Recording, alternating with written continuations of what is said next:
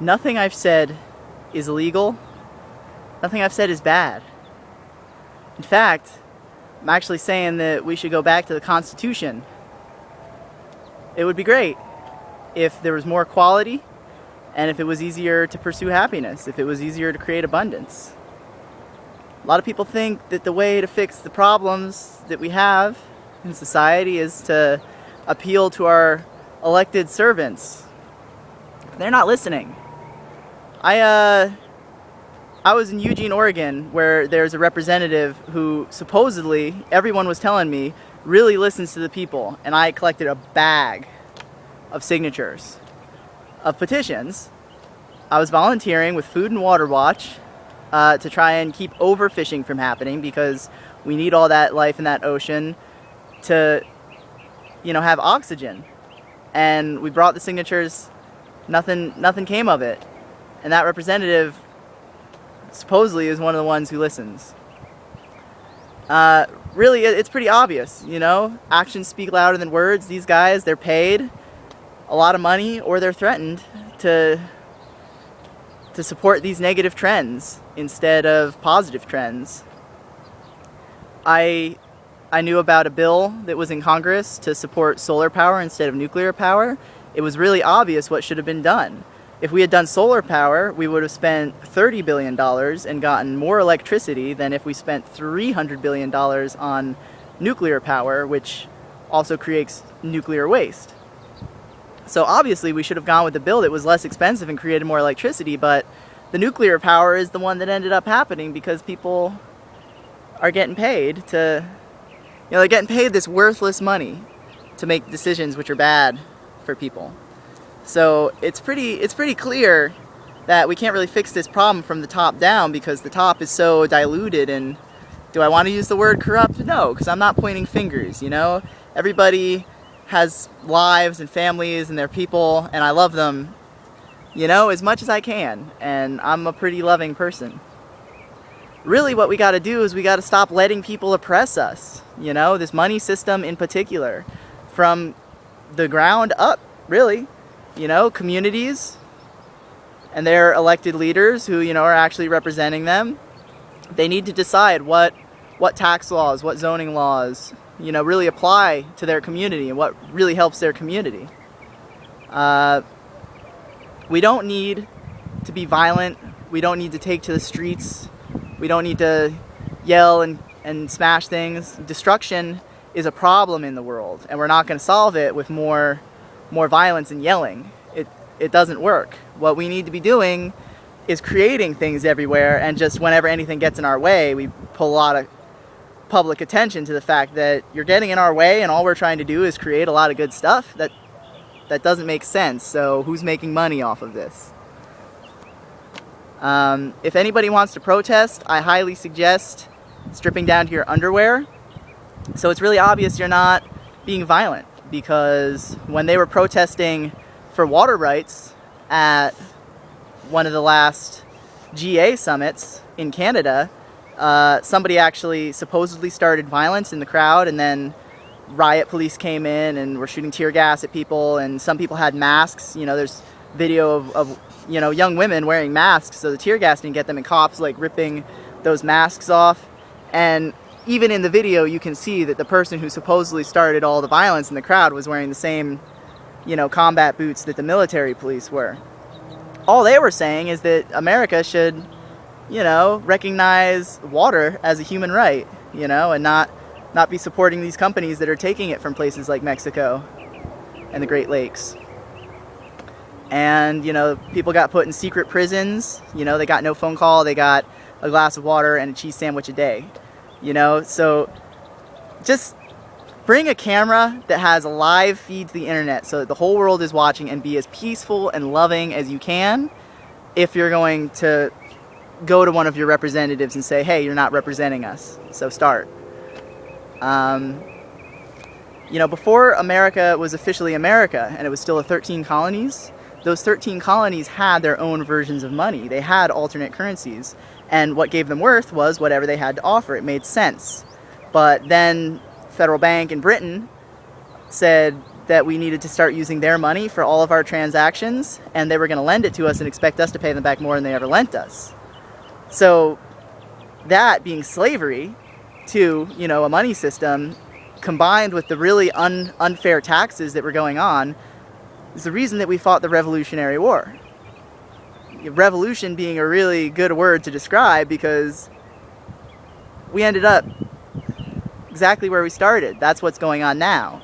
You know, we're supposed to use money for every one of our transactions anytime we do anything, but it's really unfair, the taxes, so we have to work extra hard just to be able to even use the money that they're forcing us to use, and the money's worthless, and it creates more debt than can ever be paid off.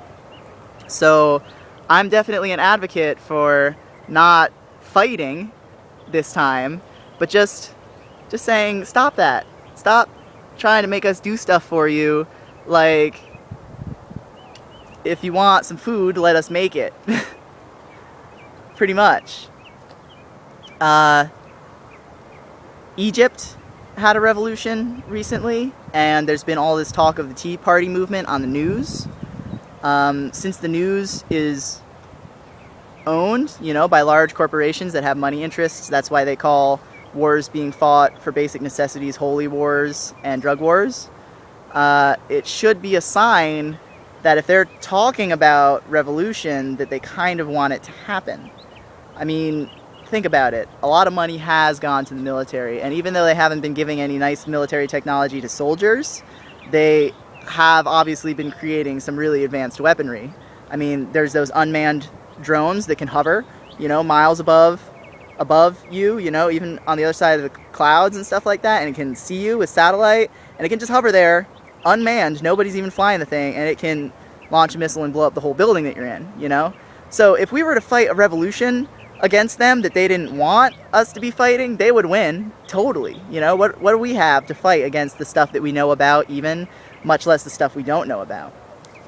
But if we were to fight a revolution, maybe not even being the ones who started it, then it would give them a reason to take more control. That's what happened in China, the Cultural Revolution, and now China has concentration camps. You know, so we shouldn't let that happen. We should see any attempt at revolution as being that, an attempt of these guys to take more control. I mean, if we want a positive change, we can make it happen in our immediate surroundings. We can't really ask for other people to make it for us by creating more laws and regulations. I mean, we're supposed to be paying attention to the Constitution, and, you know, these guys really aren't. So what happened in Egypt is there was a revolutionary message supposedly being spread on the internet, and they shut the whole internet down. Now here in America, we have a lot of servers that are powering the internet, so they shouldn't be able to do that. But like I said, who knows what kind of technology they have? You know, we could lose the internet in a flash, which means that it's really important that all of these things that I'm saying be spread very quickly. So I'm not a leader. Are you kidding me? Definitely not.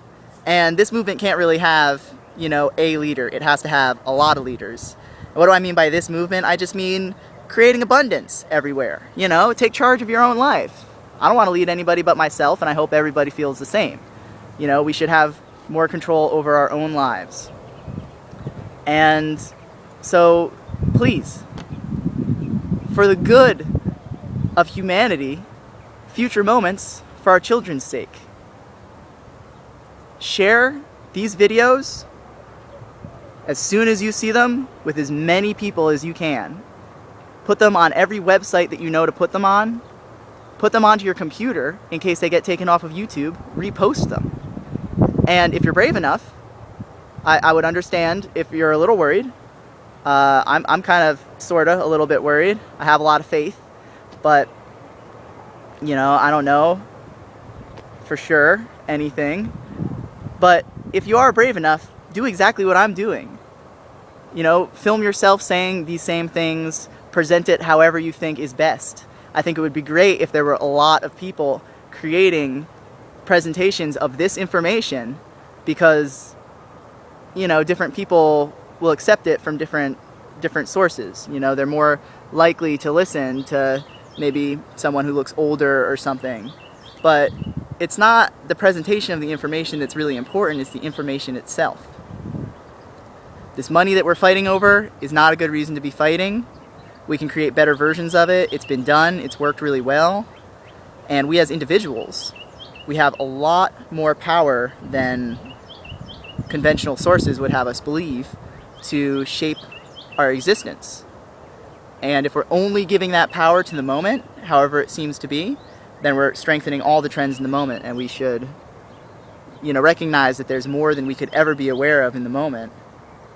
And so if we're going to be selectively aware, we should be selectively aware of things that are good to strengthen them, even if they're not immediately here in the moment. So, this is my message to everybody. I love you. I've been thinking about this stuff my whole life, and it's been really hard and scary, but I've found beautiful solutions. It's not to say they're the only solutions, but they're fantastic solutions. And abundanceforpeace.com, I give every kind of solution and way to create abundance that I know.